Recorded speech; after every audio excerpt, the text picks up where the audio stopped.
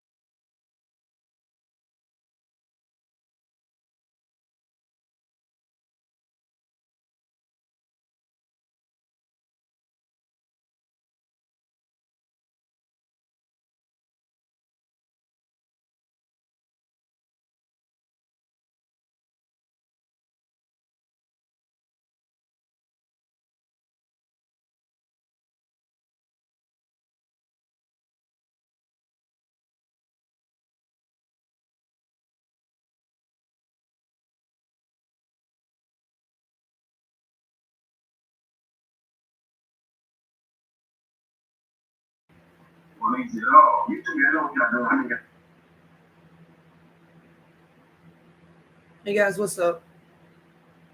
I see 3 people in the building. Yeah, thank you guys. I'm all right. No, I'm sitting here editing a video. I did 2 live streams today, and look at the one that has Bender Boys. I don't like it because it's got poor video quality. So I'm seeing if I can use it. I might just come delete it.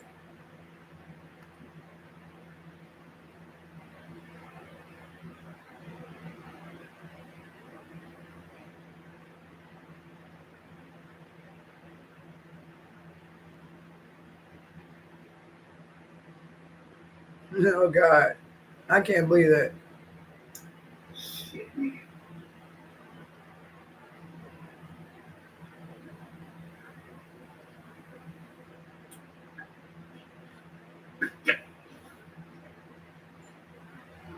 YouTube channel about. Got it. Here's some videos.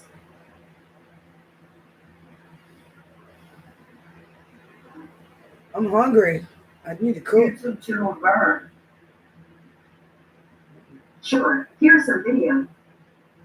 Chilling with Byron. Not my mom, but Byron. Here's some videos. They know my brother.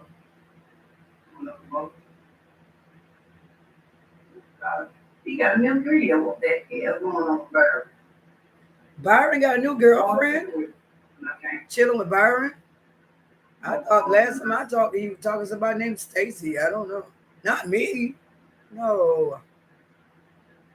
All right, I'll talk to you later, cuz. Get off the screen. I'm trying to edit. He's one of the highest paid actors in the world, whose big screen fame is his far-fetched adventure. Biography says Dwayne "The Rock" Johnson.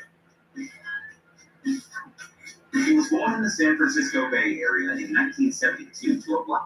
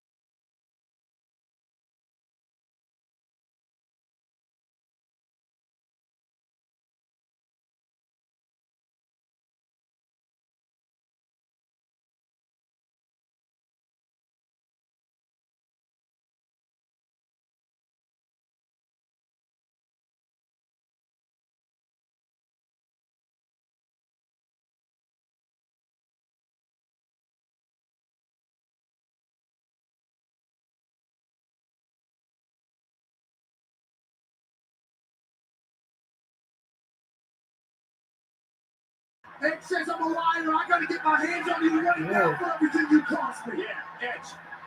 He could be Universal Champion today, but whether it's Seth Rollins. Seth Rollins could be as well if it wasn't for Edge skipping the line. Follow us on all social media.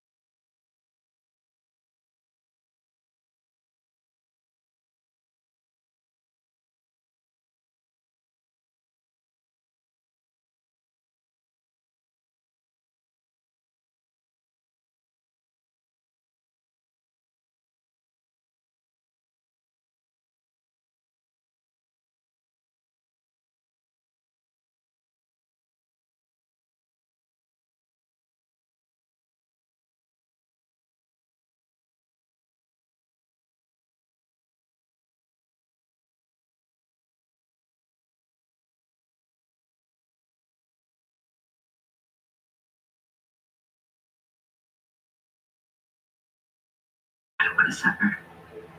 You're already beside Breakfast 7, lunch noon, dinner 7:30. And how many guests are there? 9 total. Wellness retreats? Such an utter crap. And yet here you are. Tonight, let's go meditate. I want you all now to close your eyes. You want to get well? You want to heal? Surrender yourself to me. I am going to fix you. So, what's your story? Everybody has a story. That's why she picked us. You mean she picked us? We complement each other's demons. I'm not sure I'm really supposed to be here. My vote is give this thing a shot. Open up a new door. Some doors are meant to stay closed. Yeah, it could be a real shit show. What the hell do I know, right? This is particularly volatile court. Let's start the protocol. I don't think they're ready. It's perfectly safe. I've been feeling unlike myself. The wheels starting to fall. She picked 9 people who needed to be in a place where they would try anything she wanted. Are you all gone mad?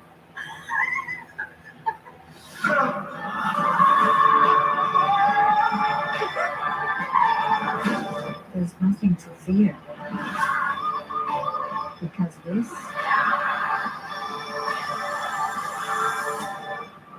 it's going to change everything. Marsha batshit or she the real deal?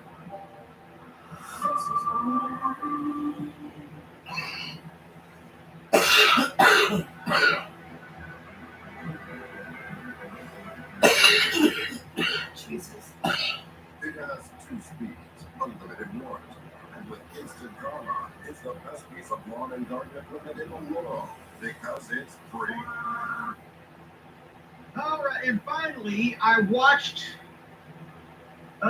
the final piece.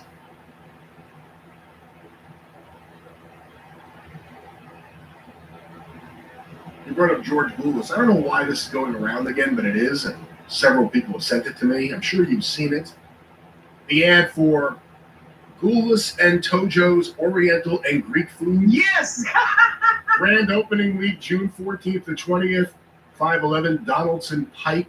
Donaldson Pike, does it list their specialties? Because I have one of the business cards over here somewhere on my shelf. Yeah, there's a card in the ad. The ad says, and this is in quotations, have you ever wanted to step into a professional wrestling ring?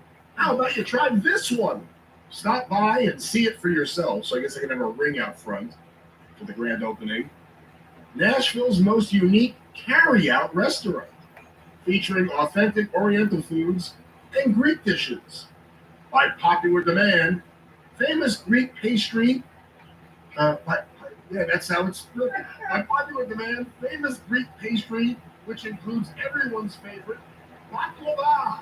Welcome. And then the card says specializing Excuse in me. the flair of the Orient. Hey, yeah, I'm gonna put you guys on mute because I'm watching YouTube and I don't want to use somebody's content because I'm watching Jim Cornette, but it's animated. I think it's kind of funny, but I'm gonna put you guys on mute. Right?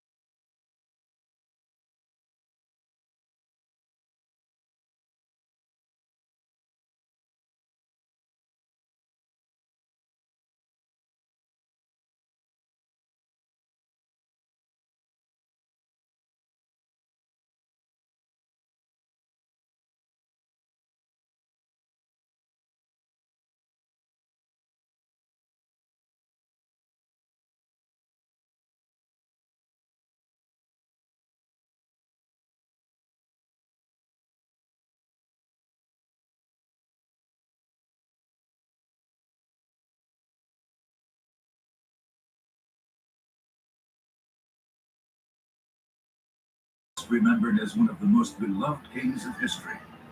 Yet upon closer examination, his own existence would reveal very human passions, triumphs, even failures. If David were alive today, we'd have to make a knight.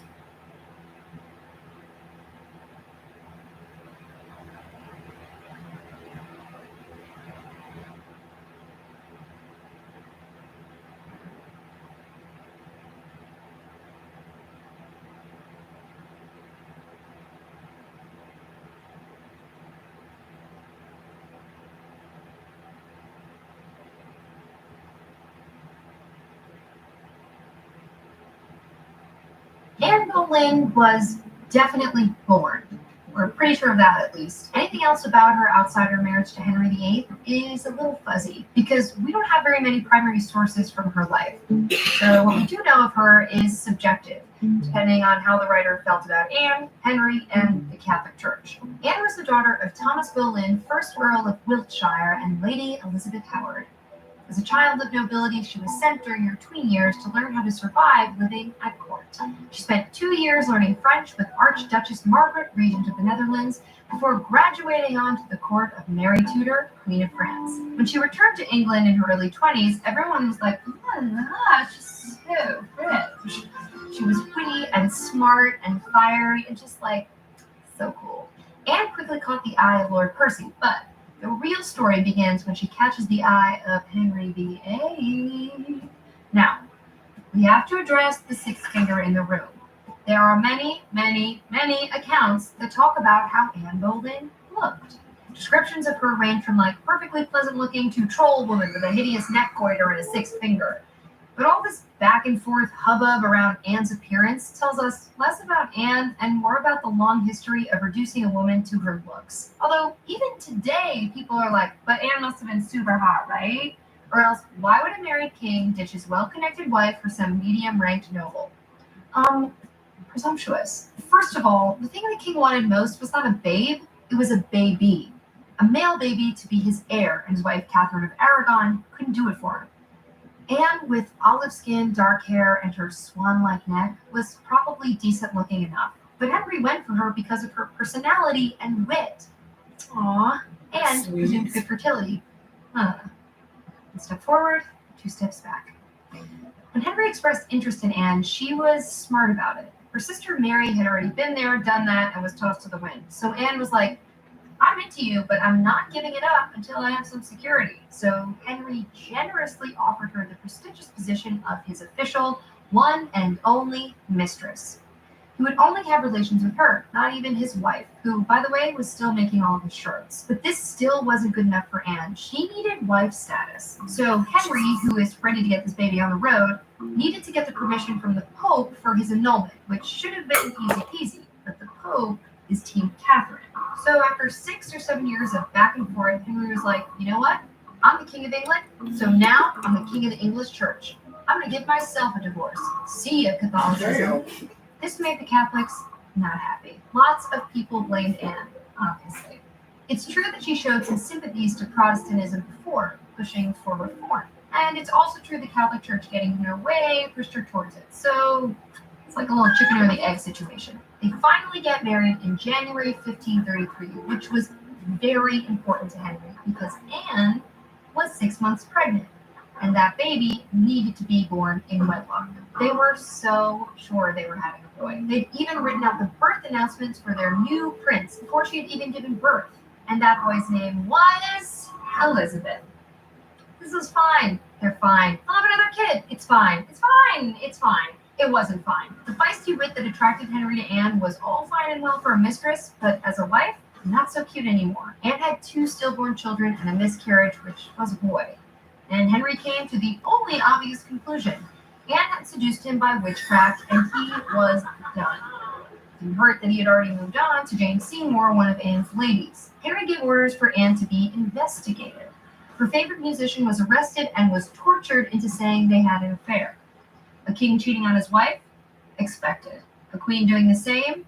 Treason. The list of names Anne supposedly had affairs with grew to 5, including her own brother George, who was implicated by his own wife jealous of her husband's relationship with his sister. It seems unlikely that Anne was actually guilty, but truth doesn't really matter to Henry, and Anne was sentenced to death by beheading. But Henry showed mercy and let her be beheaded by a sword instead of an axe. What a good guy.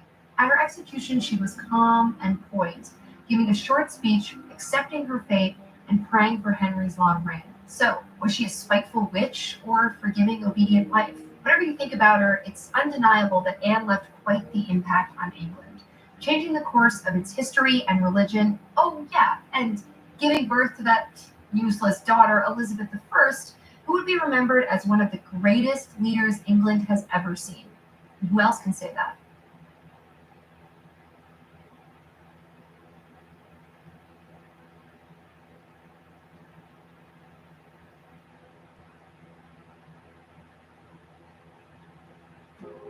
I always wanted to be a rock star. I dreamed of being a mom. This is beyond my wildest dreams. I'm gonna sing right there. It's when we. I want it to be worth it for my family. It's a concert, it's a tour, but it's also the story of our life.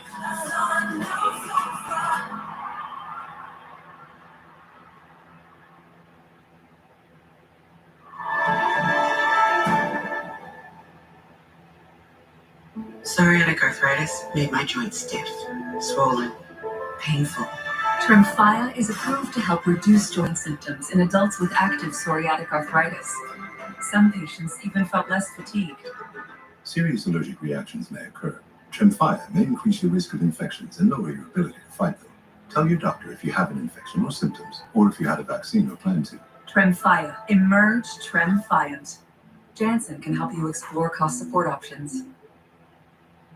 Mary, Queen of Scots, descendant of Mary Tudor and cousin to Elizabeth I, became queen just 6 days after she was born, when her father, King James V of Scotland, died in 1542. Queen baby Mary was too young to rule, so her family shipped her off to France to grow up and be educated in the luxurious French courts while regents ruled in Scotland on her behalf.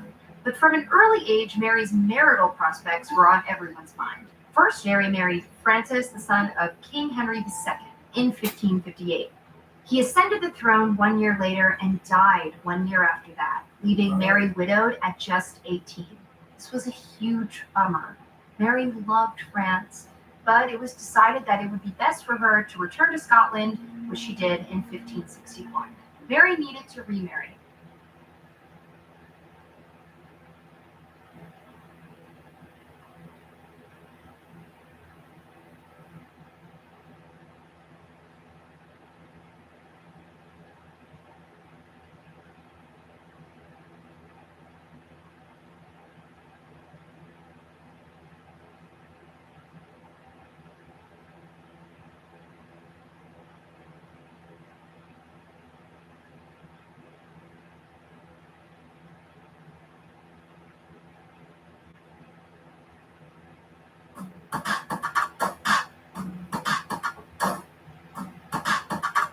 Once life goes in medieval times.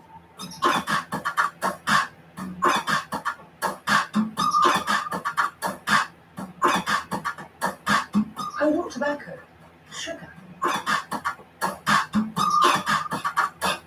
That everything we thought we knew about the world might turn out to be completely wrong. Oh, Jesus. In the summer of 1984, San Francisco is gripped by fear. Neighbors, family, and friends are vanishing without a trace. Police are perplexed. Happy Saturday morning, The guys. investigation I don't takes want a to get turn up. I'm when a sleepy. killing field is uncovered high in the California mountains. As the multi count climbs, the evidence points to an elusive killer. To bring this murderer to justice, a small-town prosecutor must take a long, dark journey into the mind of a serial killer.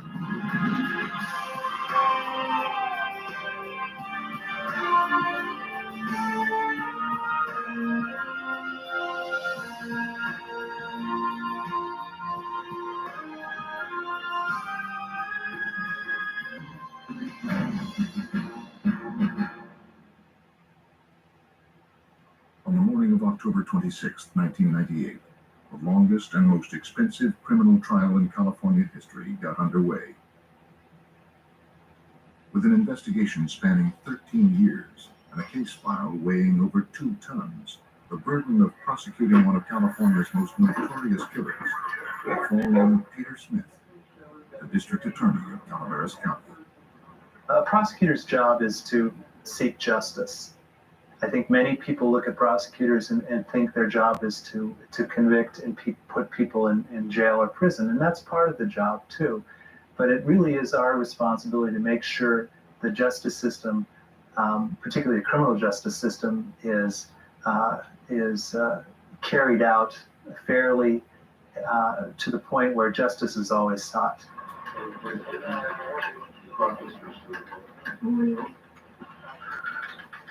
On June 2, 1985, a South San Francisco dispatch operator received a call. A theft was in progress at South City Lumber. 3141, 1087 Robert Line at South City Lumber, Railroad and Spruce, on 488 shoplifting. Officer Daniel Wright of the South San Francisco Police Department responded to the call. I had just 1 year on the street at that time. And, my thoughts were, officer safety, be careful. Like any call you go to, things could go awry at any time.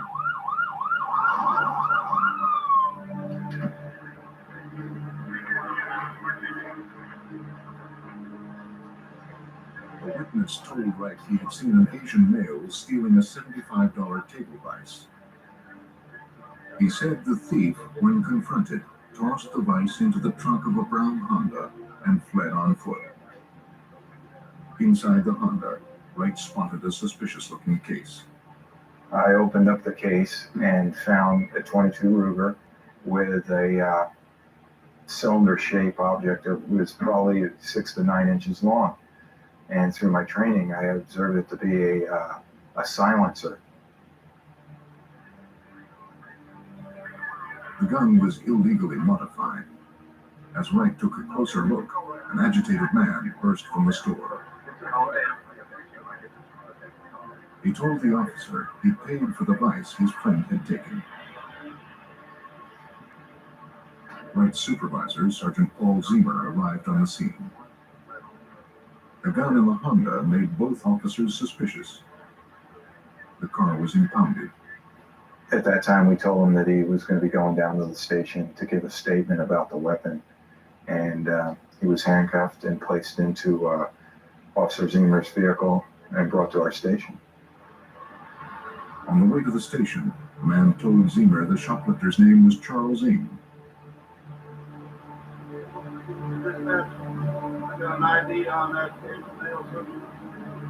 The officer used his radio to request a background check on Ng.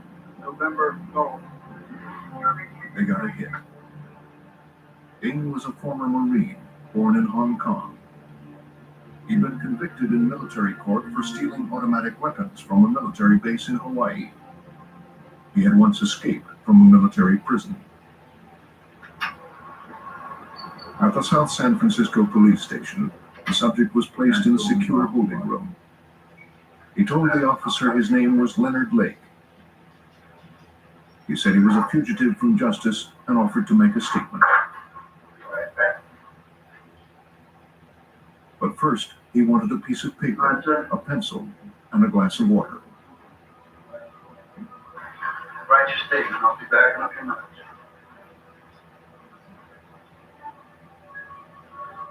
Ziemer left the room to summon Gary Hopper, the on-call detective that Sunday. When they returned, Lake was on the floor, convulsing wildly. Detective Hopper called the paramedics. He was flopping around on the floor. It was very violent, like a fish flapping out of water, uncontrollable. But we had no idea what was happening at the time, whether it was like an epileptic seizure or just what was going on. Detective Hopper called the paramedics. Once the paramedics got into the emergency hospital, we found out a little later that they were fighting, no activity involved in this break, and he was apparently brain dead. An autopsy later revealed that Lake had ingested capsules containing cyanide. The doctor told me, and the lab technicians told me that it took about 20 to 25 minutes for the gel cap to dissolve before the cyanide actually hit his system. And that would probably coincide fairly well with the amount of time between he was at the lumber yard and brought to the police station. Rather than writing a statement, Lake had written a note to a woman named Lynn. The note read, "Dear Lynn, I love you. I forgive you. Freedom is better than all else. I'm sorry, Mom, Patty, and all. I'm sorry for all the trouble. Love, Leonard." Police were perplexed. Why had the suspect taken his own life? Whatever secrets Leonard Lake held, he took to the grave. The answer might lie with Lake's companion, Charles Ing. Police issued a warrant for Ing's arrest for shoplifting. Then they processed the car Lake had been driving. When they ran the serial number on the Honda's engine block, investigators discovered that the car belonged to Paul Cosner. Cosner, a Bay Area resident, had been missing for 7 months. Hello? Detective Irene Brunn of the San Francisco Police Department investigated Cosner's disappearance. Cosner's sister had reported him missing months earlier. 3.5 hours. And she was quite distraught. Her brother had disappeared. He'd had a date that evening with his girlfriend for dinner, who also lived in the same apartment building where he lived. He failed to show up for that dinner date, and in speaking to the girlfriend, Paul was going to show a car that he was selling through an advertisement in the paper. Cosner was only one of many strange cases involving missing persons in the Bay Area. Detective Brunn was also investigating the disappearance of an entire family. On July 25, 1984, San Francisco police responded to a frantic call for help. Harvey Dubs, his wife, and their 16-month-old son Sean hadn't been seen for several days. Police had to climb through a window to gain access to the Dubs' apartment. Anybody on the premises? The Dubs family had indeed disappeared, and the signs of a struggle were apparent. Days earlier, Harvey Dubs had placed an ad in the newspaper to rent out his video equipment. That equipment was now missing. Missing person cases usually fit a certain profile. They often involve teenage runaways or people who disappear without telling anyone, only to return a few days later. In the case of the Dubs, it was clear the family hadn't left voluntarily. Detective Brunn feared they would never return. In the house, there were things that were unusual and out of order. The baby's room was out of order. Deborah's medication was left at home, and it was something she had to take every day. So there were a lot of things that didn't look right. They left their cats locked in the house unattended, and they would have done that. It is unusual for people like Paul Cosner or the Dubs family to simply vanish without a trace. Without leads, both cases had gone cold. To be realistic, we get $500 a month. We had one family disappeared July 25th. Now we're up to November 2nd. So because of the caseload, you're not trying to pin cases together. The only similarity was a newspaper ad. Based on the discovery of Paul Cosner's brown Honda, Brunn and her partner reopened his case and searched the vehicle for clues. They found a driver's license belonging to a man named Scott Stately. They found a stun gun and several unspent bullets on the floor of the car. A recent electric bill addressed to an unknown woman named Claralyn Balaz was found under the passenger seat. And in the roof of the car, investigators found a single bullet hole. see that front there, partner? The trajectory of the bullet indicated the shot was fired from the back seat. The investigators sprayed luminol around the interior of the vehicle. Luminol reacts with proteins in blood, making even traces of blood fluoresce. High-velocity blood spatter associated with a gunshot wound appeared on the roof next to the front passenger seat. Brunn and her partner now suspected they would never find Cosner alive. With Leonard Lake dead and his partner Charles Ng at large, investigators could only wonder how many more victims they might find at the end of this trail of blood. Leonard Lake's mysterious suicide had now launched a full-scale police investigation. Brunn and her partner drove to the home of Leonard Lake's mother, who lived about an hour outside of San Francisco. At the house, they were surprised to find Clara Lynn Balaz, the woman whose name appeared on the electric bill found in Cosner's car. Clara Lynn Balaz was Lake's ex-wife. They had been married for 3 years, but divorced a year earlier. Detectives suspected she might be the woman Lake addressed in his suicide note. They asked Balaz how an electric bill in her name wound up in Paul Cosner's car. Balaz explained the address on the bill was for a cabin her family owned in Calaveras County in Northern California. Although Brunn and her partner were eager to search the cabin, Balaz claimed she was too busy to take them there until the next day. The detectives postponed their search until the following morning and instructed Balaz not to visit the property in the meantime.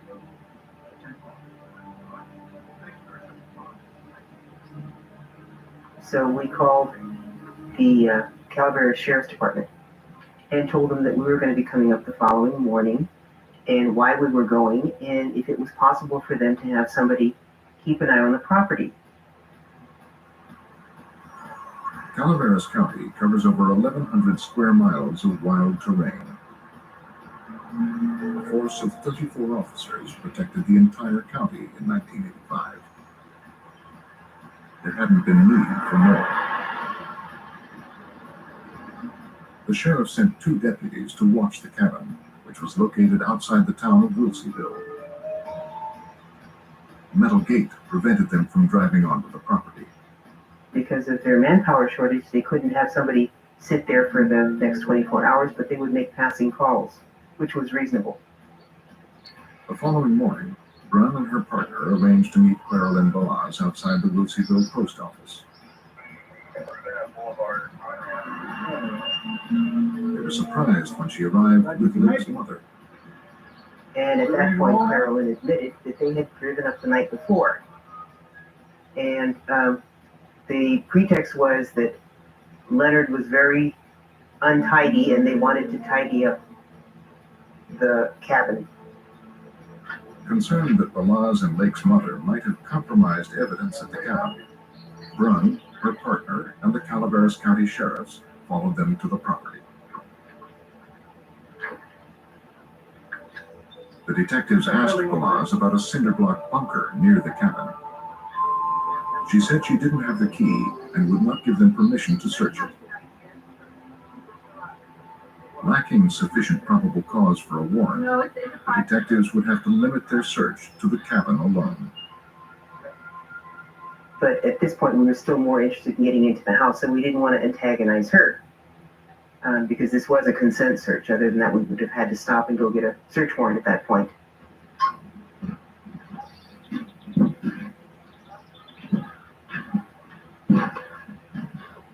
While her partner questioned Balaz, Detective Brunn searched the house. I came up last night just for a few minutes. She noticed something odd about the bed. There were holes drilled into the bedposts and the floor. It seemed designed to tie someone up. And I was standing in front of this bookcase and I happened to turn around and all of a sudden I recognized a piece of equipment. And then it dawned on me where I had seen it. It was the Dubs. The video equipment, Brun recalled, had been stolen from the home of Harvey Dubs, the San Francisco man who vanished with his family 11 months earlier. So I went over and called my office. I said, would you mind checking our inventory and read me the serial number? He proceeded to start reading the serial number, and then I gave him the last three numbers from the piece of paper that I had in my hand. And so at that point, we realized that now this is even getting bigger. It's not just Mr. Cosner, now we have the Dubs. And at that point, Clara Lynn got very nervous and said, you've been here long enough, I want you to leave. To learn what other secrets the isolated cabin held, Detective Brun would need to obtain a search warrant. The investigators left the property, but this time they made certain the cabin would be secure until they returned.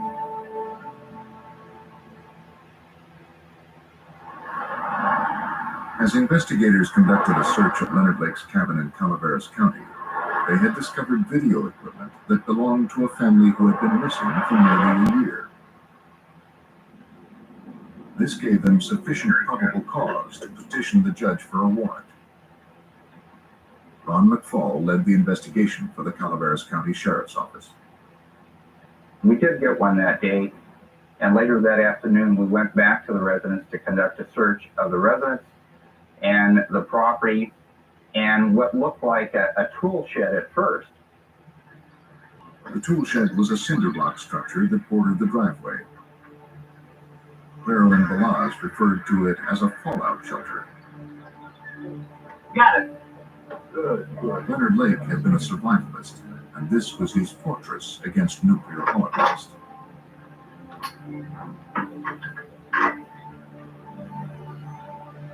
As the heavy doors swung open, investigators could only wonder what they might find inside. And we went into that tool shed, and we saw 21 photos of young ladies, 18 to 23 years old. And so we were, at that point, really concerned about who are these females? Who are these ladies? Many of the photos were of young girls in various stages of undress. Some were nude. It was unclear who the subjects were or where they had been photographed. Everyone feared the pictures might be trophies, such as those serial killers often keep of their victims. They also found a journal written by Leonard Lake. In it, he wrote of The Collector, a novel about a butterfly collector who captures his ultimate prize, a young girl named Miranda. In his journal, Lake writes, "The Collector. Has it really been near 20 years I've carried this fantasy? And Miranda, how fitting, my lovely little prisoner of the future." In other entries, Lake referred to a series of operations under the heading of the Miranda Project. The investigators could only speculate as to what this meant, but it seemed ominous.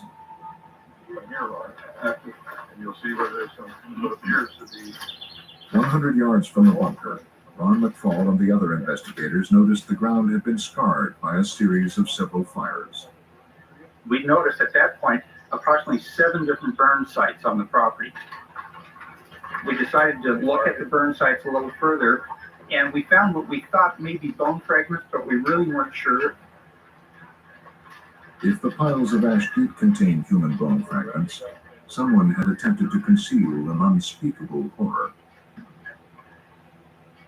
Now desperate for answers, investigators ran the license plates of a truck parked near the cabin. It belonged to Lonnie Bond, Lake's neighbor. Lonnie Bond lived with his wife and 18-month-old son in a house about 50 yards from Lake's cabin. Officers walked next door to speak with Bond. Hello? Anybody here? Anybody home? The smell of decayed food thickened the air.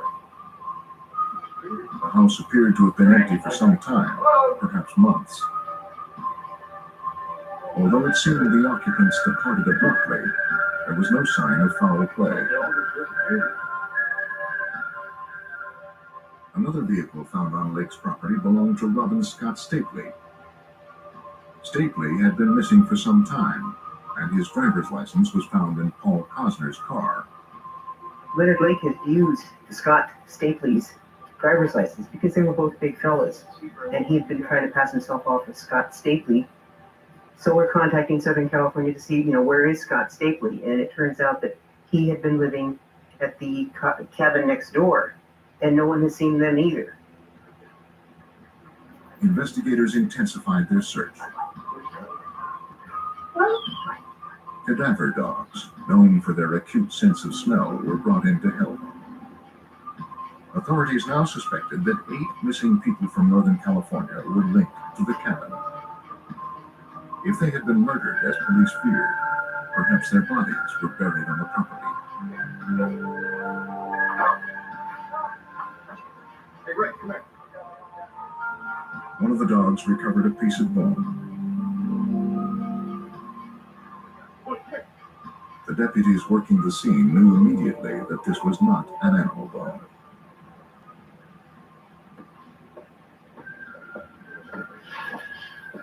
With the discovery of human remains, what had been a missing persons case now became a homicide investigation.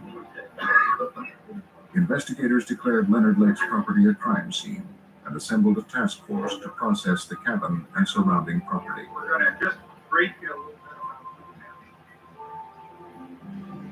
Due to the expanding scope of the case, the Calaveras County Sheriff's Office called in additional help. Specialists from the San Francisco Police Department and the California Department of Justice arrived to help with the investigation. Yeah.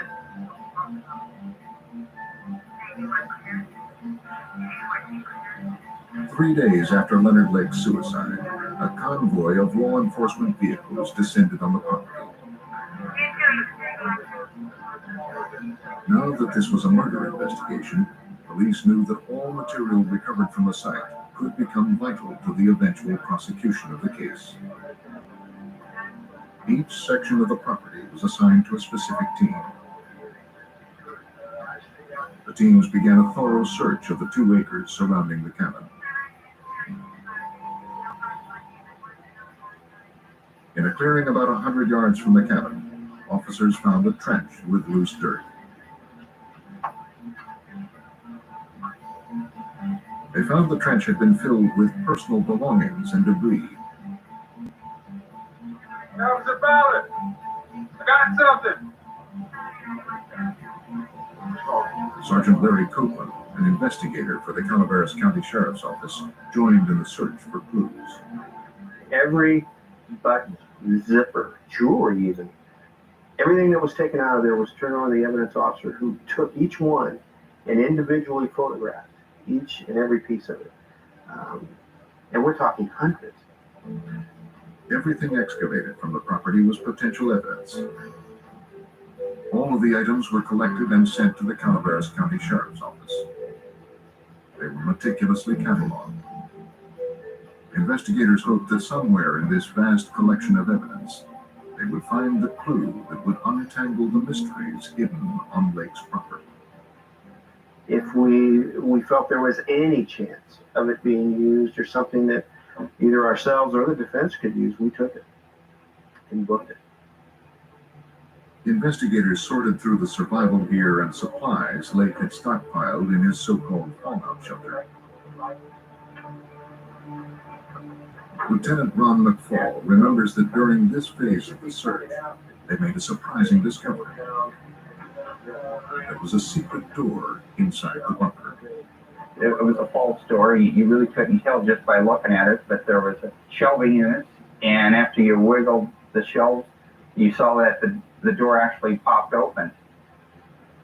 Beyond the shelves was a double door leading to a hidden room. Off to the side was another 3-foot by 6-foot compartment. The cramped space contained a homemade wood cot, a crude shelf holding some toiletries, and a roll of toilet paper. A small hole had been cut into the wall near the ceiling, possibly for ventilation. A typed list of rules was affixed to one wall. They included, I must always be ready to service my master and must never speak unless spoken to. I must always be obedient and never look my master in the eye. From outside, investigators could see into the small room through a two-way mirror. They also noticed that the hinges of the door had been damaged. Soften at the bottom. You'll further notice the hinges are bent from obviously pressure from inside the door pushing out, trying to get the door open, both the top and bottom. Remembering Lake's journal, investigators feared that Lake had acted upon his fantasy of kidnapping and holding captive a human slave. Forensic specialists dusted for fingerprints and latent evidence. They hoped that if Lake had indeed kept a prisoner here, he or she had left behind some clue of their presence. They found nothing.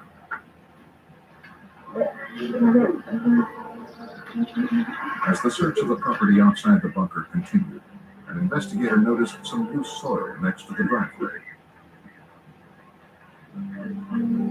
There, they found a 5-gallon plastic paint container.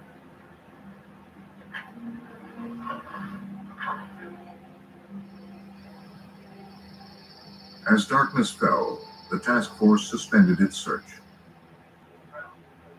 Inside the cabin, the investigators viewed one of the videotapes they had found buried in the plastic container. They could hardly believe what they were seeing. This case was becoming more frightening with each piece of evidence they uncovered. But nothing could prepare them for what lay ahead. After 2 days of searching Leonard Lake's cabin, investigators feared more than 8 people had been killed and possibly buried on the property. On the second night, the task force moved inside the cabin to view the videotape found buried in a plastic container. The tape depicted 2 women suffering extreme verbal and psychological abuse at the hands of Leonard Lake and his accomplice, who demanded sexual submission under the threat of violence. We also observed an Asian male on the tape, and he had a knife in his hand, and he was cutting the clothing. This would be the blouse, the top, as well as the bra strap, removing clothes from the female. The Asian male was identified as Charles Ng, the shoplifter Leonard Lake had identified just prior to his suicide. The Homicide Division of the San Francisco Police Department launched a full-scale manhunt for Charles Ng. Investigators started with a search of Ng's San Francisco apartment. They collected some video equipment and a number of videotapes. Everything was tagged as evidence and sent for analysis. San Francisco homicide detective Ed Erdelatz led a task force that investigated the year-old disappearance of the Dubs family. The equipment Lake and Ng had used to videotape their captives had once belonged to Harvey Dubs. Investigators had obtained his California driver's license photo and had made up a photo collage, showed it to neighbors, and identified him as one of the people coming out of the Dubs home. One of the Dubs' neighbors told investigators that the night before the family was reported missing, she saw 2 men leaving their residence. One of the men was carrying a large duffel bag. It was dark, but she said she could identify him. The eyewitness's critical identification of Charles Ng gave investigators probable cause to issue an arrest warrant. Carolyn Balaz, Leonard Lake's ex-wife, was questioned about her ex-husband's association with Charles Ng. She agreed to talk, but only after her attorney convinced the district attorney's office to grant her immunity from prosecution. Balaz claimed she didn't know anything about the murders. She did tell them that after the shoplifting incident, Ng walked to her house. The two drove back to the lumberyard to see if Lake was all right. Well, When they saw him I started talking to the feeling bad. police, they returned to her house. There they waited, expecting a call from Lake, who was now in police custody. When he didn't call, Clarelyn drove Ing to his apartment. Ing told Clarelyn he had to get out of town. She said that she thought he would probably go to Chicago, that he had mentioned that he would go to Chicago if he had to get out of town. And she claims that that was the last that she saw him.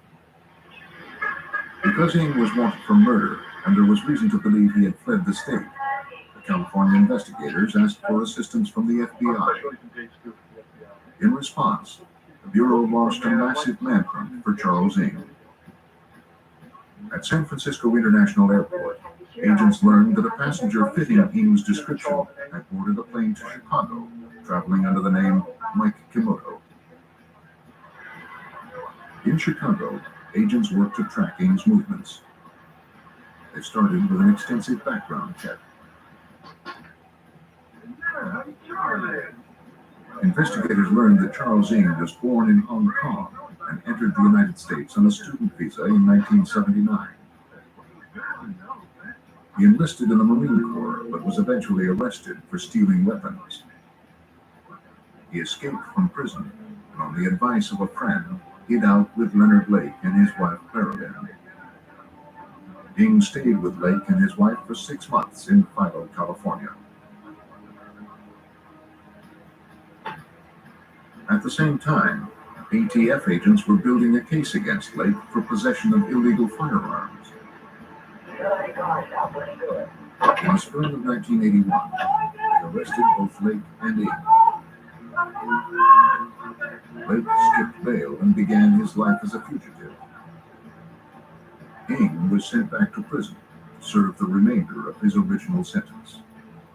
Ing was released from prison in 1984 and immediately came back to San Francisco Bay Area, was picked up at the airport by Clarelyn Balaz, and rejoined his buddy Leonard Lake. Charles Ing was an experienced fugitive with a wide network of friends who could help him. To develop more leads, the FBI placed Ing on their 10 most wanted list. For the time being, agents focused on Ing's friends and acquaintances in the Chicago area.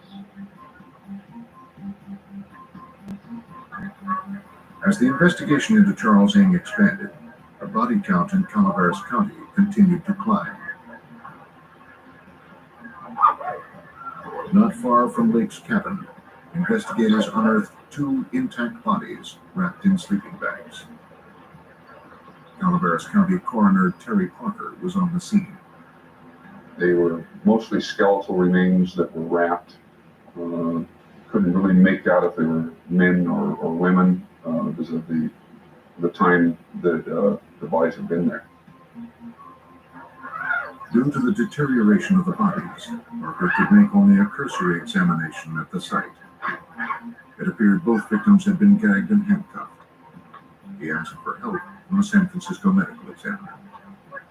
San Francisco has a very good forensic department, and he was more than happy to come up and assist us. We removed the bodies and transported them to his office for the forensic work where that was done. At autopsy, the San Francisco medical examiner determined both victims were males and that they had been shot to death. Using dental records, he identified the men as Lake's neighbors, Bonnie Bond and Scott Stakely. In Chicago, the FBI got their first lead. They learned that after serving time on the weapons charge, Ing had kept in touch with his former cellmate. A man described how he had driven Ing first to Detroit, then to the border town of Chatham. There, he said, they split up. A witness came forward and told agents that he had seen Ing board a bus in Chatham, bound for Toronto. Agents were aware that Ing's sister lived there. The FBI deployed a surveillance team at her apartment house, but the fugitive never showed. After days of following him, the trail grew cold. A suspected serial killer was now roaming free in Canada. As word of the multiple murders spread, the news media descended on a property in Calaveras County. Don Lassiter is a true crime author who wrote a book on the Charles Ng case. And of course, the media, when they first heard of this, rushed to the site, and daily the media coverage grew, and it got coverage all over California and soon all over the United States, and certainly even in Canada. Okay, The investigators agreed to let the media on the property. They showed them the site and allowed them to videotape some of the evidence they had collected. Up until this point, we've really relied on our imaginations to visualize this story. But today we have pictures that will probably leave many people with an everlasting image of the horror that occurred at the end of this road. These are some of the bone fragments that have been found, and investigators say there are countless fragments just like those scattered over a third of an acre here. The California Conservation Corps has been recruited to pick up the bones. Most of them worked on their hands and knees, raking the ground with their fingers. Investigators came up with 10 pounds of bones. The local coroner says 5 bodies have been found here so far. The Calaveras County Sheriff once told me, though, he believes there are as many as 20 victims, though, buried on the property. Investigators were counting on the media exposure to help identify the 21 women depicted in the photographs tacked to the wall of Lake's bunker. We certainly want to know the circumstances of the photos, when they were taken. We're interested in knowing anything we can about Mr. Lake and Mr. Ng. A telephone hotline was set up by the Calaveras Sheriff's Department, and calls soon began pouring in. Detectives believed Leonard Lake and Charles Ng crossed paths with as many as 25 people who were later reported missing. Property in Calaveras County. Working under San Francisco investigator Ed Erdelatz, the task force tried to piece together any leads that would locate Ng or help identify the growing list of victims. Anybody that had anything to do with either Lake or Ng, we attempted to identify and find out if they were still alive, and if they were, what their relationship was. And it was through that process that we began to identify different victims. Members of the task force were sent around with photos of personal belongings found on the property in an effort to identify anyone who had been at the cabin. Relatives and friends of the missing realized their loved ones might be among the dead. There was the Dubs family from San Francisco, who placed an ad in the newspaper to rent their video equipment and were never heard from again.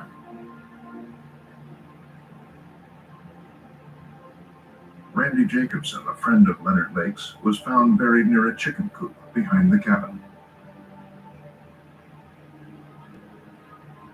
Jeff Gerald, who worked with Ng at a San Francisco moving company, disappeared along with his friend Clifford Parento, who worked at the same company.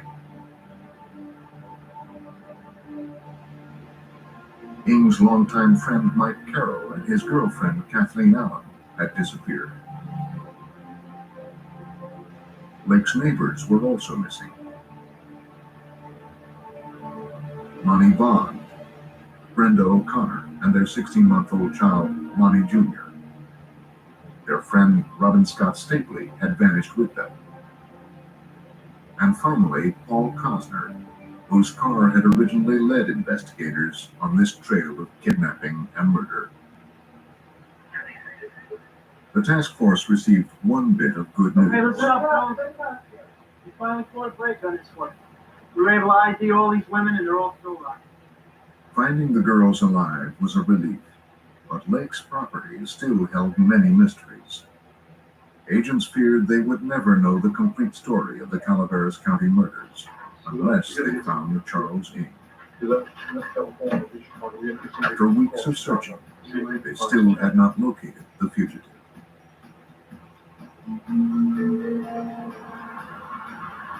Then on July 6, 1985, a boy riding his bicycle in a Canadian park spotted the perfect place for a playful.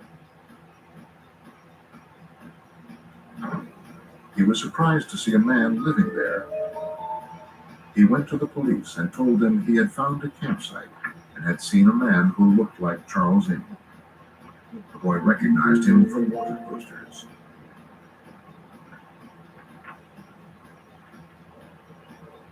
He led police to the makeshift shelter, only to find that Ng had fled.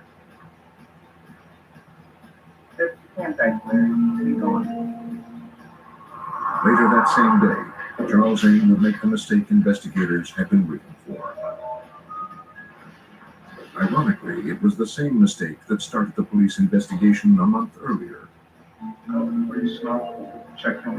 A security guard confronted a young Asian male as he slipped stolen merchandise into his knapsack in a Calgary department store.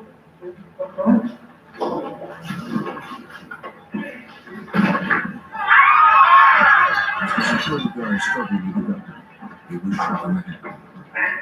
Still, he managed to wrestle the weapon from the shooter and hold him until police arrived. Charles Ng was captured and booked on charges of attempted murder, robbery, and possession of a firearm. This is Channel 10, Eyewitness News.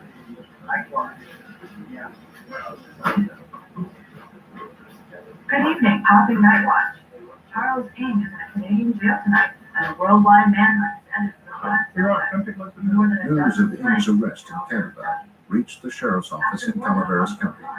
Ng was captured by security guards in a Calgary department store, but not before he engaged them in a brief gun battle and wounded one of the guards. Ng was quickly subdued by store patrons and was taken into police custody. San Francisco Police Inspector Ed Erdelatz was eager to question the suspect. He flew to Calgary, where Ng was being held in a maximum security prison. And we spent quite a few hours with Charles in the detention center in Calgary. And although he did talk with us, most of his responses were 1- and 2-word answers, very little dialogue, and primarily denial. We could have gone into a lot of things had he been willing to talk to us about those things, but that didn't occur. The murders, Ng claimed, were all the work of Leonard Lake. When pressed, Ng did admit to Erdelatz that he had helped Lake dispose of the bodies of Lonnie Bond and Scott Stapley the day after they were murdered. In Calaveras County, the district attorney's office indicted Ng on 12 counts of first-degree murder, making it possible for the prosecution to seek the death penalty. But Ng's flight to Canada had created a significant obstacle. District Attorney Pete Smith explains. There was an extradition treaty between the United States and Canada at the time, and in that extradition treaty, there was a condition that nobody would be extradited from Canada back to the United States who faced the death penalty. There were some exceptions to the treaty, however. Do you think we can work around that? If the district attorney's office could prove to a Canadian court that Ng was guilty of multiple murders, Canada would be required to hand over the suspected killer. Before the extradition hearing could begin, Ng would have to stand trial in Canada on shoplifting and assault charges. In order to delay his extradition, Ng waived his right to a jury trial and asked for a speedier bench trial. He received a 4.5-year sentence. Until he completed that sentence, the Calaveras County District Attorney could not initiate the complicated extradition process. Even if they could prove their case, they would have to wait over 4 years before they could begin.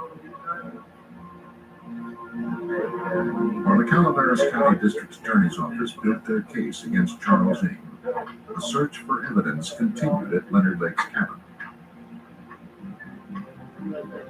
By this time, 5 bodies had been found and identified. Hundreds of personal effects had been recovered. more than 40 pounds of unidentifiable human remains had been unearthed. Investigators believe that as many as 25 missing persons had been linked to the cabin.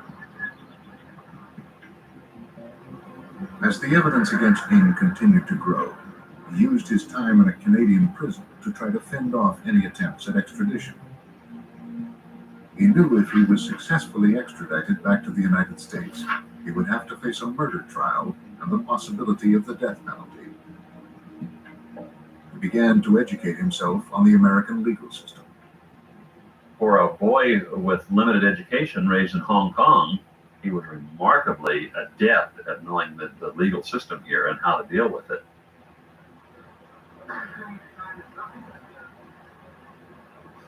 A guard reported to the prison warden he overheard Ng say to a fellow inmate, "If you want to delay the system, you just have to fire your lawyers." On October 17, 1988, the extradition hearings finally began. Ng lost the case and appealed all the way to the Canadian Supreme Court. His appeal was denied. Within the same day, Charles Ng was placed on an airplane in Canada and flown back to California. But the pursuit of justice was far from over. Charles Ng had used his time in Canada to arm himself with enough legal knowledge to wage an all-out war on the American judicial system. On September 26, 1991, suspected serial killer Charles Ng was finally returned to Calaveras. The Calaveras County District Attorney charged Ng with 12 counts of murder. Detective Sergeant Randy Grassmark transported Ng daily from the California Department of Corrections to the Calaveras County Courthouse. We had high security. We had our SWAT team up on the roof for a while. We had heard that somebody wanted to kill Charles Ng. So let's face it, the last thing we wanted to do as Calaveras County Sheriff's Department was lose Charles Ng. Calaveras County was not prepared to handle a prisoner like Charles Ng. Their courthouse wasn't secure enough to hold a maximum security prisoner. The county had to build a special cage to house Ng during his legal proceedings. From the moment Ng arrived in the county, he was intent on wreaking havoc and creating delay. He began by trying to fire his attorneys and complaining about his treatment. He filed motions for better food and a shorter commute from the prison. He demanded to have his cage dismantled. Although each motion was frivolous, it sapped the resources of the Calaveras County District Attorney's Office. I didn't realize how truly huge this case was.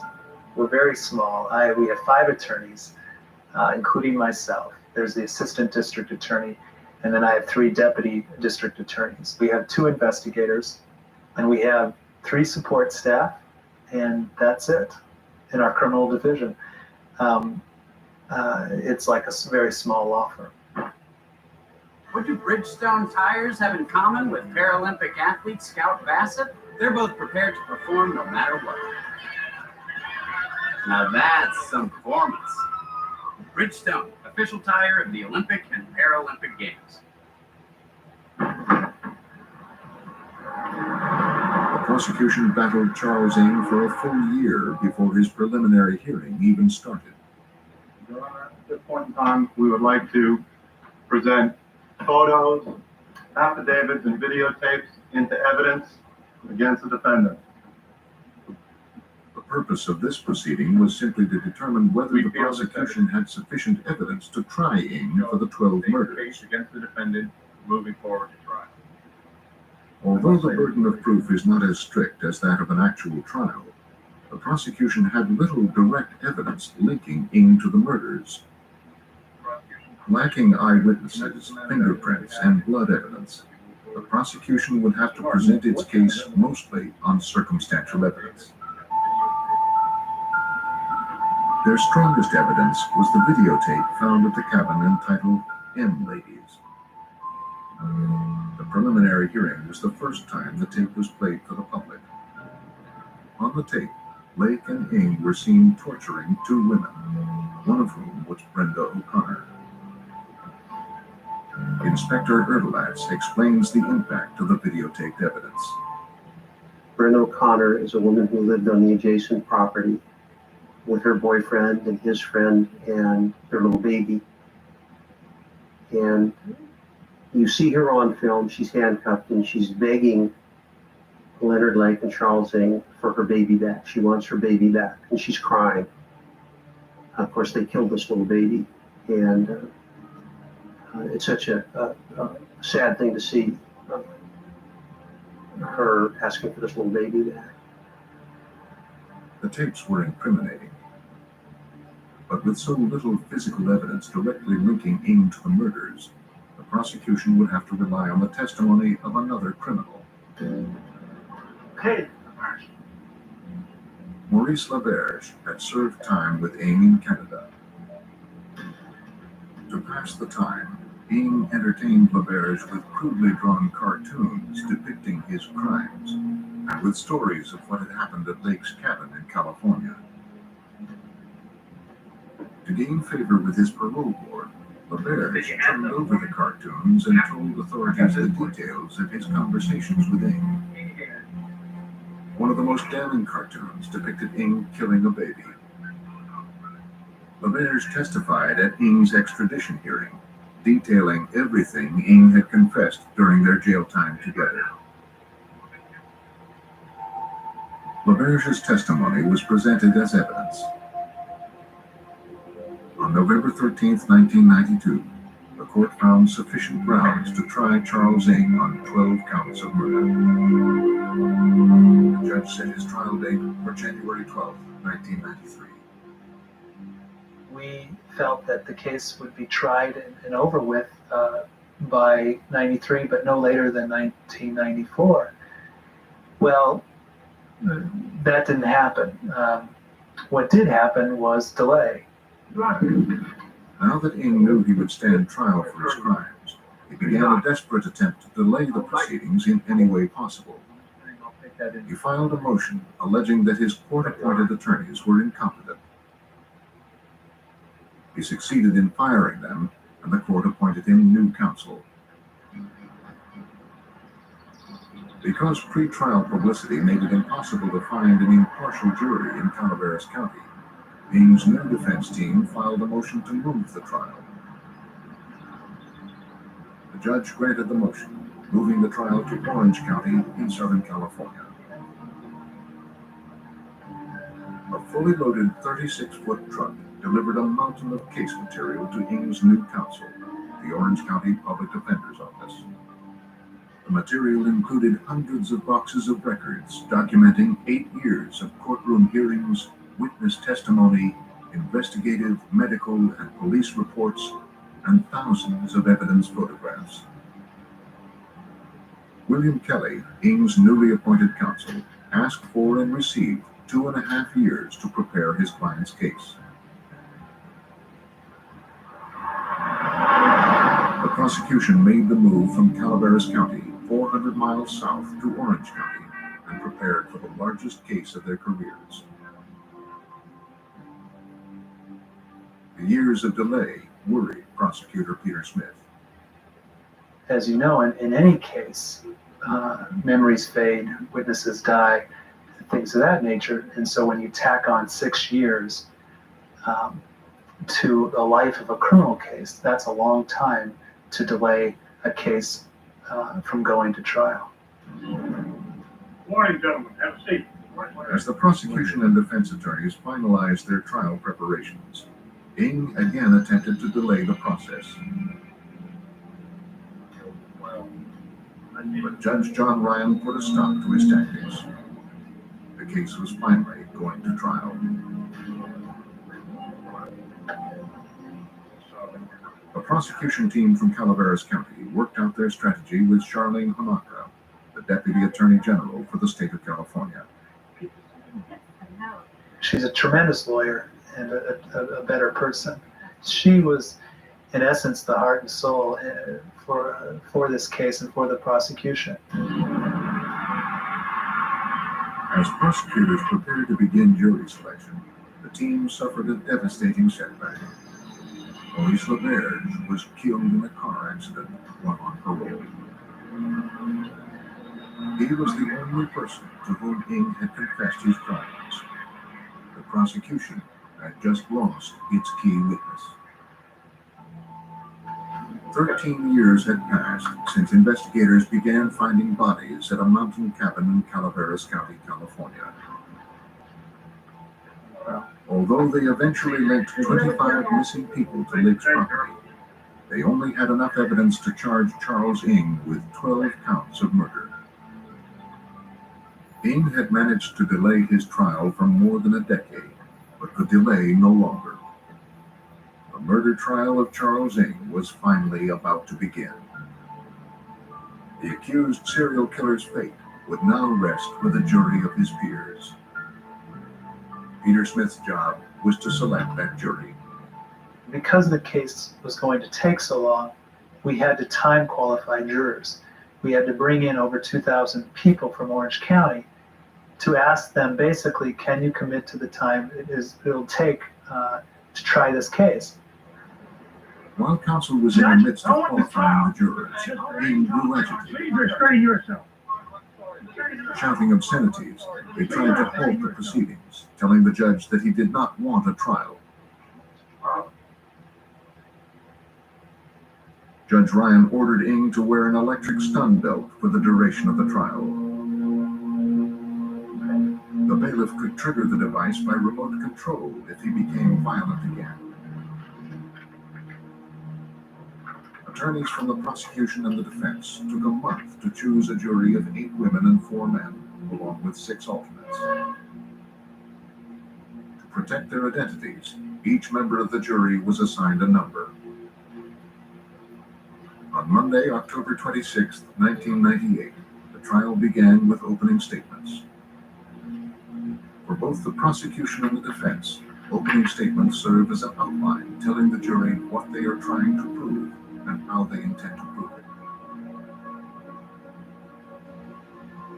With the years of waiting over, Charlene Hanaka rose to make the opening statement for the prosecution. What the evidence in this case is going to show is that this defendant, with Leonard Lake, planned and committed the 12 charged murders in this case. This is a chart which lists the 12 counts. You were invited to a pool party, but Athlete's Foot was your +1. How could you be single and ready to mingle with fungus that's savage and ready to ravage? Lotrimin Daily Prevention prevents Athlete's Foot, so you can go with confidence.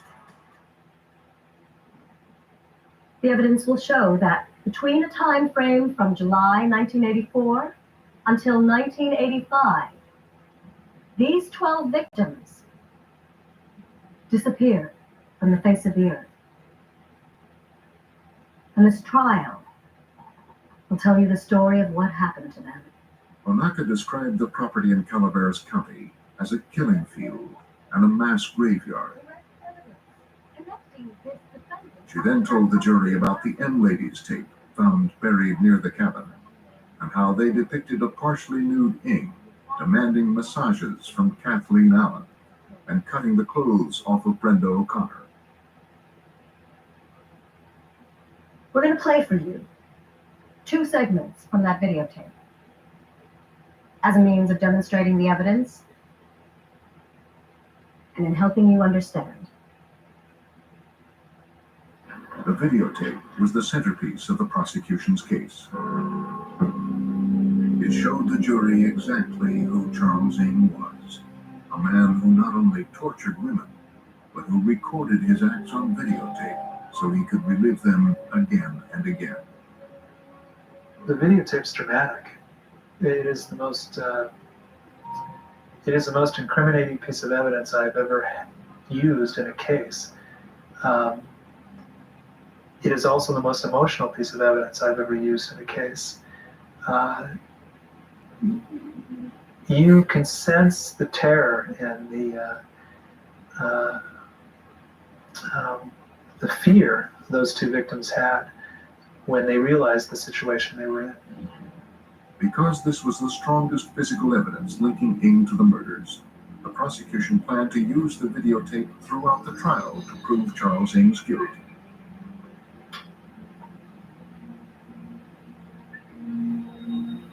William Kelly, Ng's court-appointed attorney, scarcely mentioned the defendant in much of his opening statement.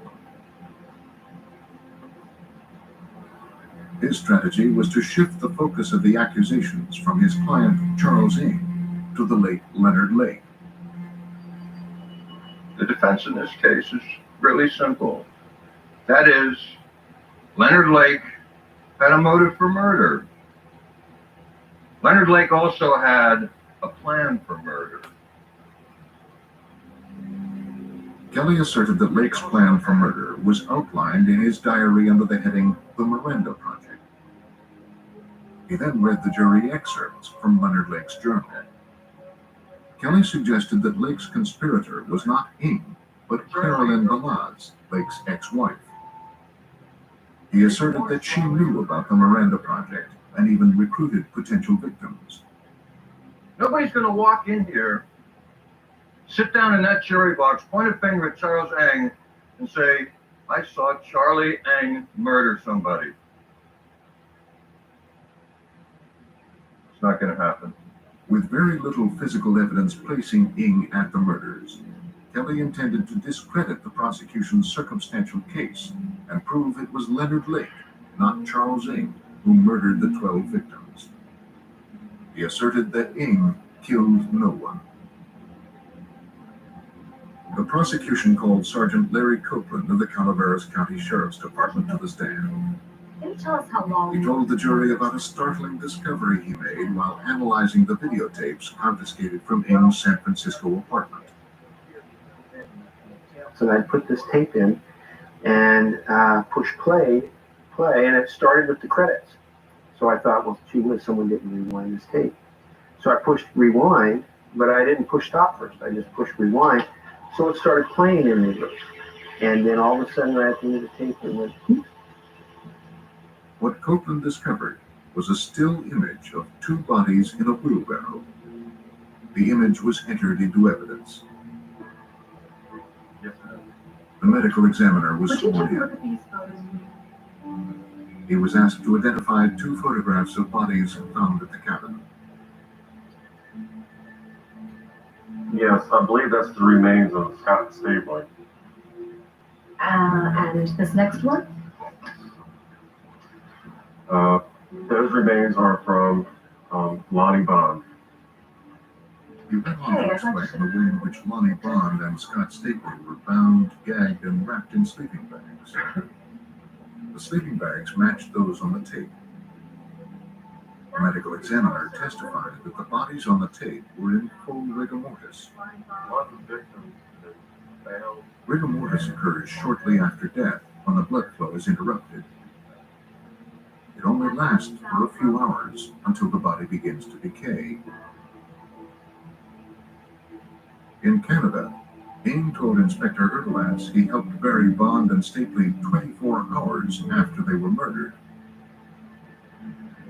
Whoever had taken the picture had done so immediately after they were killed. The single frame on the videotape found at Ng's apartment linked him to the murder of Lonnie Bond and Scott Stapley. Because so few of the remains found on the property could be identified, the prosecution relied on hundreds of personal effects discovered at Ng's apartment and the cabin to link him to the victims. These items were photographed and entered as evidence. The district attorney's lead investigator, Mitch Hertlicker, was in charge of witnesses' testimony for the prosecution.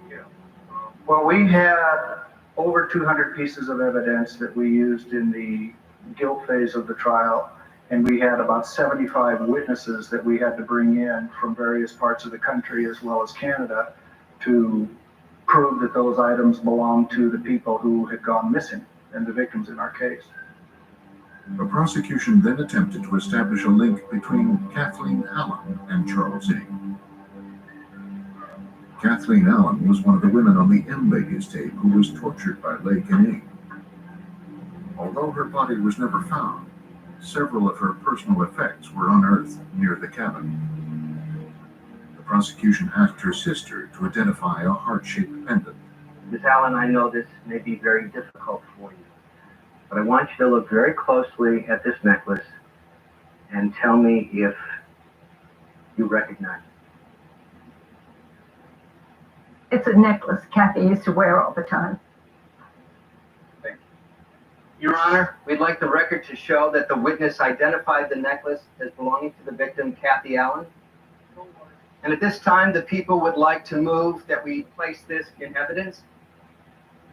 The prosecution then began to construct the timeline of Kathleen Allen's disappearance to explain how she got to the On cabin. April 14, 1985. Her former supervisor discussed an odd phone conversation she had while at work. And can you tell us about that conversation? Yes. She said she got a call and she said she wanted to join her boyfriend because he got a gunshot wound. Kathleen Allen worked at a grocery store in Milpitas, California. Her boyfriend, Mike Carroll, had met Charles Ing while serving time in Leavenworth Federal Prison. Mike called Kathleen to say he was in Lake Tahoe and had been shot. He was sending a friend to pick her up and bring her to him.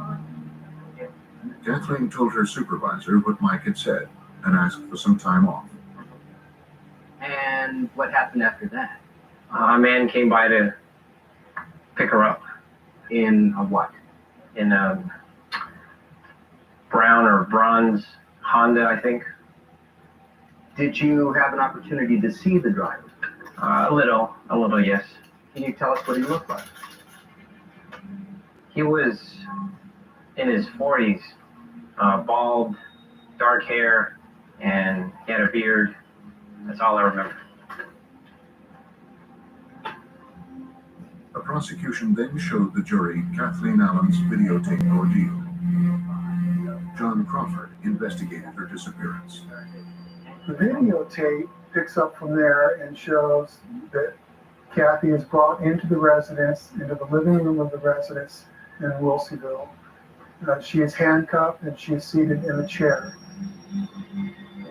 Kathy was told, if you don't agree with us right now, we're going to take you into the bedroom, tie you to the bed, rape you, take you outside and put a bullet in your head and bury you in the same place we buried Mike, who was her boyfriend, Mike Carroll. Did you ever hear from her again? Kathleen was never seen or heard from again. Her manager later received a typewritten letter saying she had gotten a job in Lake Tahoe and didn't intend to return. The letter was dated May 6th, 3 weeks after she left the grocery store.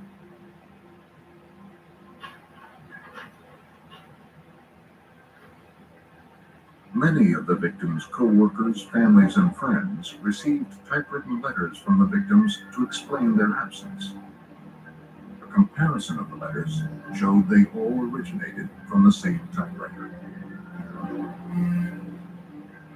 An Olympia typewriter found in the cabin was analyzed by forensic document examiners. They concluded that it was the one on which the letters were written. The prosecution entered the typewriter into evidence. The prosecution next tried to prove that Charles Ing was responsible for the abduction and murder of the Dubs family. Miss Tuck, you told us that your last contact with Deborah Dubs. They called Karen Tuck, who was asked to testify about the last time she spoke with her friend Deborah Dubs on the telephone. Well, Deb was expecting someone to come over to talk to Harvey or see his video equipment. And then the doorbell rang, or someone knocked, and we terminated the conversation. So someone came to her door while you were in the phone conversation with her. Right. Hi. Hi, we're here about the video equipment. Yeah. Harvey Dubs, a part-time wedding photographer, had placed an ad in a newspaper offering to rent his video equipment. Karen Tuck told the court she tried to call Deborah Dubs the next day, but no one answered the phone. The Dubs family disappeared on July 25th, 1984. Their bodies were never found. I was expecting someone to come over and Karen talk to Tuck was the Harvey. last person to speak with Deborah Dubs on the day she and her family were abducted from their San Francisco home.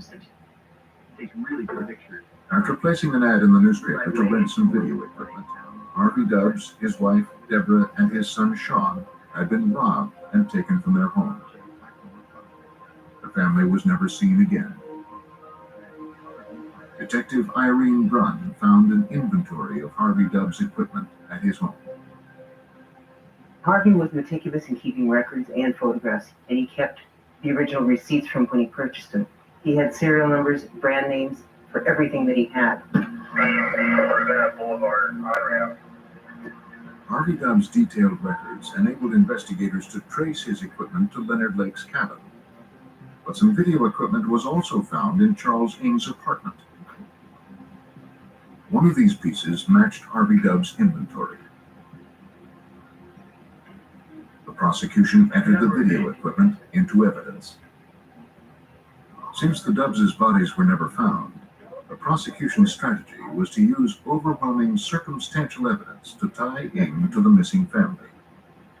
The case is like a puzzle. You have to start putting the pieces together so that the jury can get a clear understanding of what took place.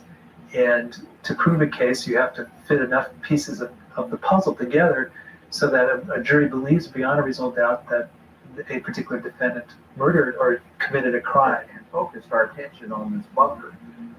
Sergeant Larry Copeland was called back to the stand. Well, when we first came on, He testified about the 7 burn sites they had found.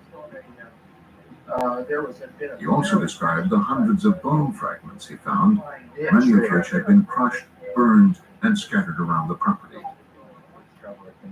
Judging from the size and number of burn sites, investigators suspected Lake and Ng had used fire to dispose of the bodies of many of their victims. The condition of the remains would make it impossible to identify all of the victims. No one had witnessed any of these crimes. The prosecution's next move was to put Ng's confessor on the stand. During his Canadian prison term, Ng told Maurice Laberge he helped Lake abduct victims and burn their bodies. Laberge was the prosecution's key witness. His first-person account and the drawings Ng gave him would cement their case. But Laberge died before the trial began. At the extradition hearing in Canada, Laberge testified about everything Ng had told him.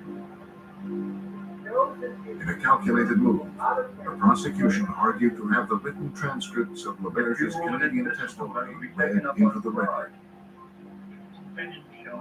Despite the defense's strong objections, the judge ruled to admit the transcript. Sergeant Raymond Monroe, the Royal Canadian Mounted Police, took the stand and read Laberge's prior testimony.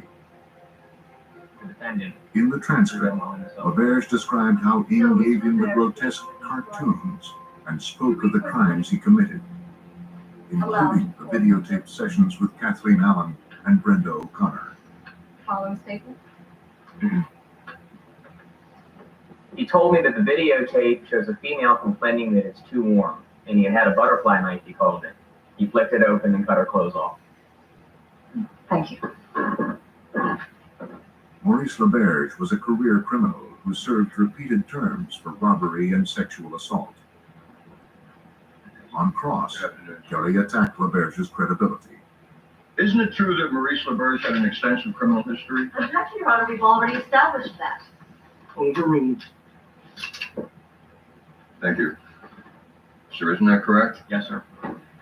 And isn't it also true that as part of an agreement with the Canadian government to enter the Witness Protection Program, that Maurice Laberge received $36,000? I believe that was the deal that we struck with him, yes. Kelly implied that Laberge's testimony had been bought and paid for. Sexual assault and robbery? Yes, it is.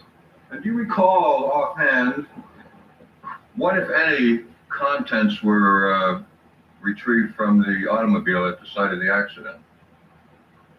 There was $20,000 in cash found in the vehicle. $20,000? $36,000 in cash. Kelly's cross-examination had been successful in insinuating that LaBerge would say anything for money. You're a career police officer. Although the prosecution's key witness had taken the stand by 20 proxy, years. they now feared the defense attack had destroyed his credibility. Isn't it true? Sergeant Monroe was one of the prosecution's last witnesses. Had numerous convictions. After presenting their case for 12 days, the prosecution rested. On November 17, 1998, William Kelly began presenting Ing's defense to the jury. He had a relatively simple strategy to prove that Leonard Lake was the real killer and Ing was just a bystander. First, Kelly called a series of women to the stand. Identify yourself to the jury, please. Each testified as to their bizarre sexual encounters with Leonard Lake. The women spoke of his interest in bondage and taking lurid photographs. One woman had a year-long relationship with Lake and posed for dozens of photos. She explained she left him because of his frightening fantasies involving sex and death. So that would have been 15 years ago? Another woman testified that Lake had threatened to rape her and that he believed in human sacrifice. The testimony painted Lake as the monster and established that none of the witnesses had even met Charles Ing.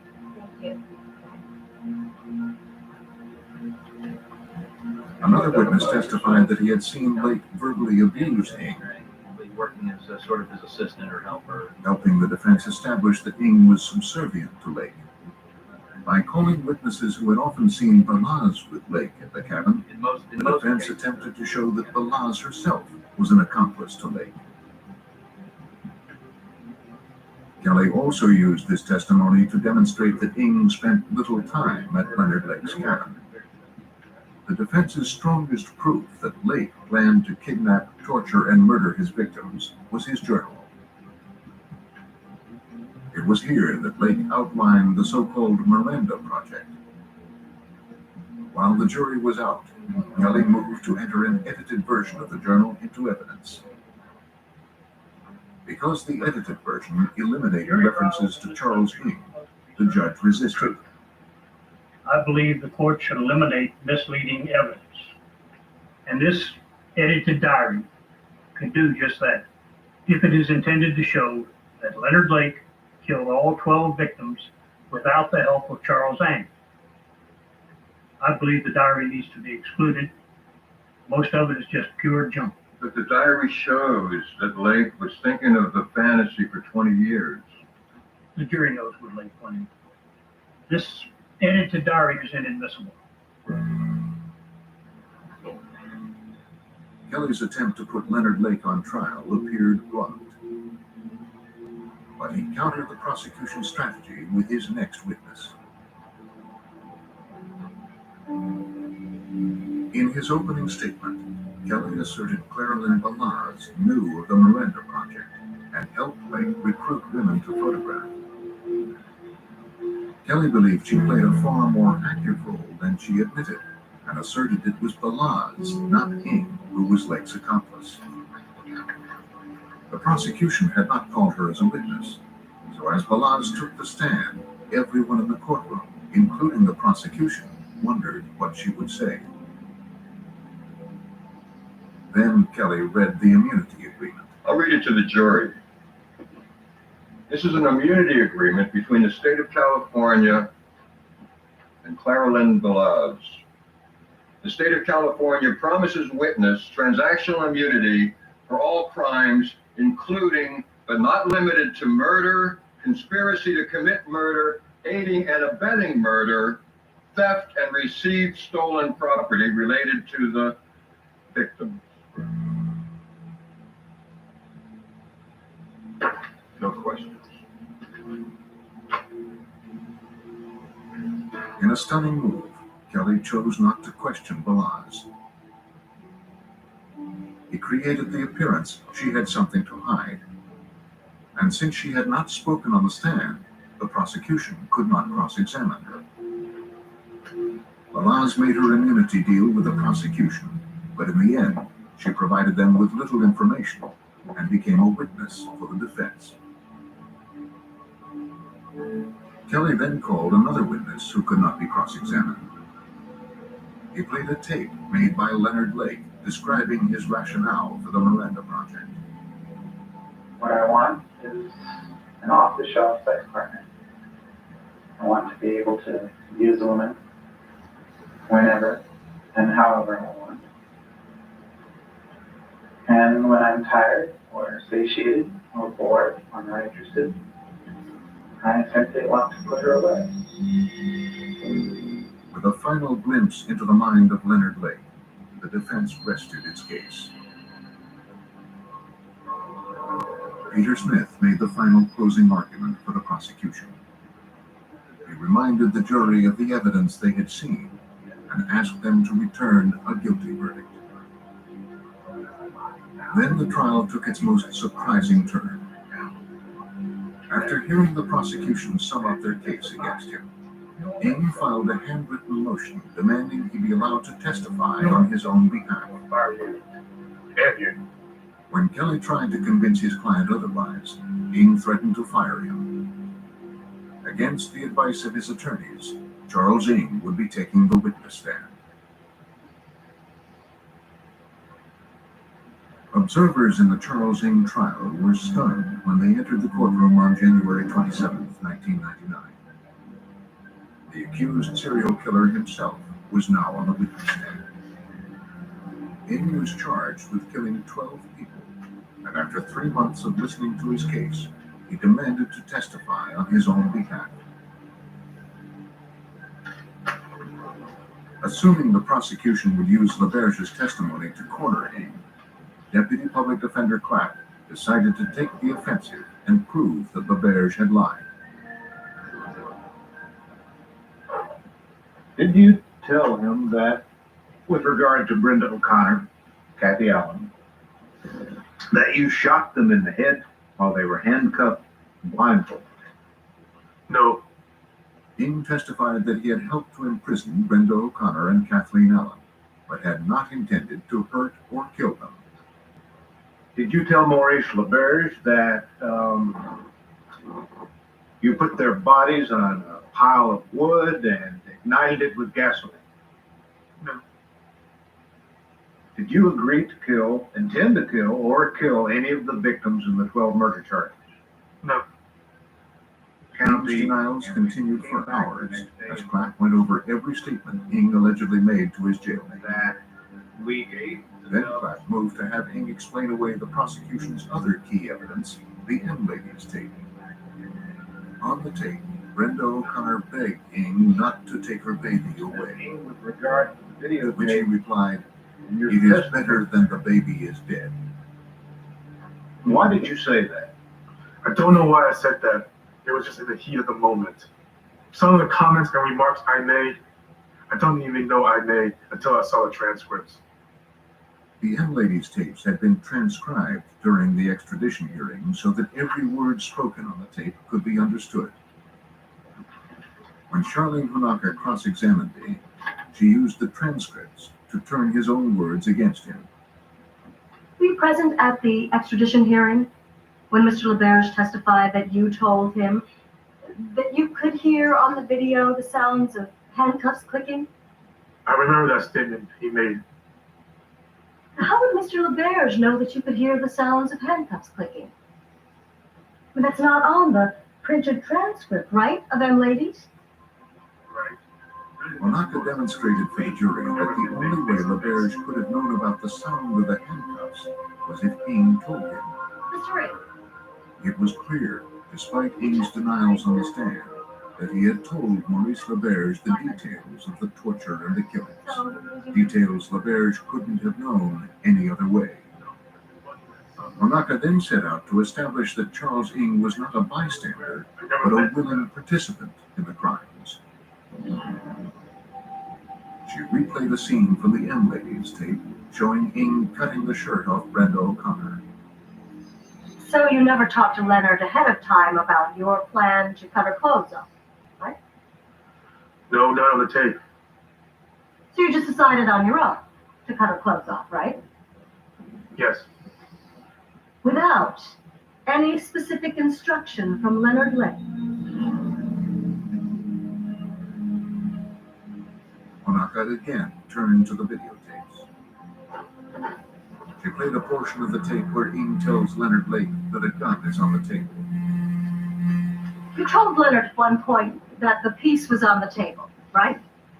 Yeah, I remember saying something like that. What did you mean by the piece?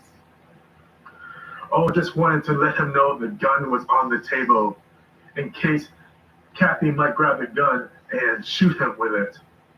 Well, now, she's handcuffed, right? Yes. And she's got leg manacles on? Yes, I believe so. And there are two of you and one of her, right? Yes. And the reason you told Leonard that the gun was on the table is because you were afraid Kathy might pick it up and shoot him? Something like that. Onaka had shown that Ing was more than a bystander to Leonard Lake's crimes. Thank you. He was an active participant who sometimes even directed Leonard Lake. Because Ing took the stand after the prosecution closed, the judge gave them the opportunity to restate their closing arguments after Ing's testimony. It's never Ing's fault. He always lays the blame on someone else. He was not under the control of Leonard Lake. He was his own person. He was making his own independent choices and doing the things he wanted to do.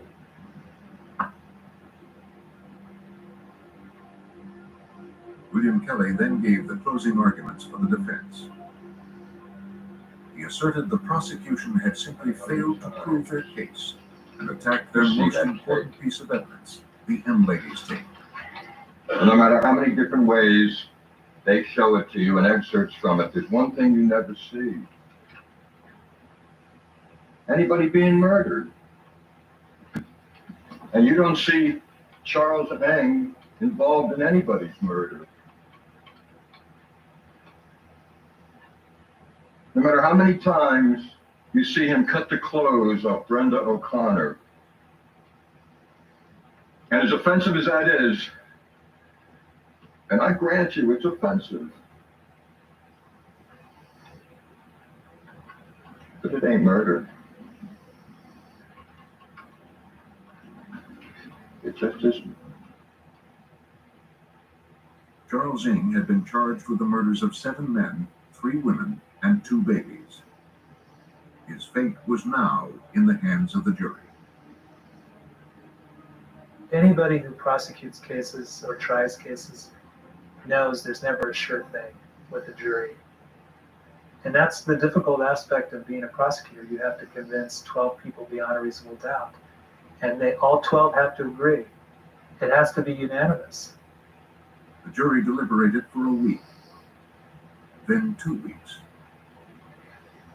The media coverage intensified as the deliberations stretched into their 3rd week.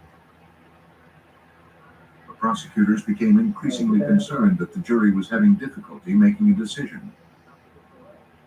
This was not a good sign for the prosecution, who knew their case was mostly circumstantial.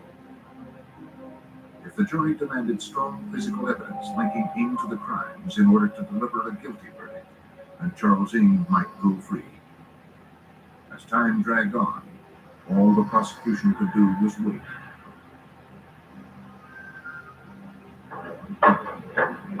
On February 24th, 1999, after 3 weeks of waiting, the jury informed the judge they had reached a decision. The prosecutors had called approximately 75 witnesses and presented about 200 pieces of evidence to prove the charges against Charles Ing. Morning, everybody. Man, like, what's All that going on? evidence was now in the hands of the jury. God, I went to sleep, guys. I'm so sorry. Let me end this stream. Oh, it's Abandoned Boys Live. Has the jury reached its verdict? Guys, I'm going to head over to Abandoned Boys channel. Much love. And We're deadlocked. just waking up. Hope I didn't snow too hard. We're deadlocked Love you on one guys. count. Peace. The defendant rise and face the jury, please. Read your verdict. We, the jury,